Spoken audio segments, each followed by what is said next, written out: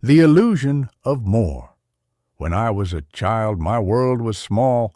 I didn't know about other towns or countries. I hadn't seen American movies, porn, or even the internet. We didn't even have a landline phone. My universe was a few surrounding streets, some children to play with, and familiar places. And somehow, that was more than enough. But as I grew, the world began to whisper, perform to live, search for more. At school and later as an adult, the message became louder. You need a girlfriend, sex, marriage, work, a home, travel, to see the world. With every whisper came the illusion that somewhere else, someone else, was living something better.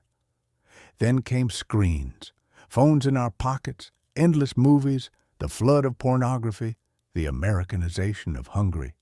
Information poured in without end, telling me what to desire, what to envy, what to chase. Suddenly, I knew not just my street, but every street in the world. I knew not just the faces of my neighbors, but the curated lives of millions online. The promise was that more choice would make me happier.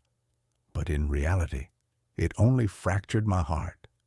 The never-ending stream of images and stories said, "You are not enough. Your life is not enough. Look there. Want that." And the more I looked, the more unsatisfied I became.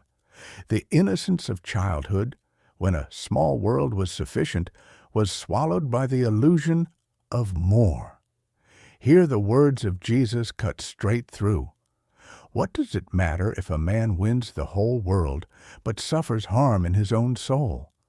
Or in the Gospel's words, what good is it for someone to gain the whole world, yet forfeit their soul? Mark 8:36. That is the question the flood of modern life never asks, because it is afraid of the answer. Yet in all this noise, a quiet truth remains. What I truly need is not more, but enough. Not the infinity of the world's offers, but the simplicity of being present, of belonging, of resting in Jesus. The same Jesus who once said, "Unless you become like little children, you will never enter the kingdom of heaven." As a child, I didn't need the world to be happy. I only needed to be. And perhaps even now that is still the way back. Not to ignorance, but to contentment. Not to chase more, but to rediscover the gift of enough.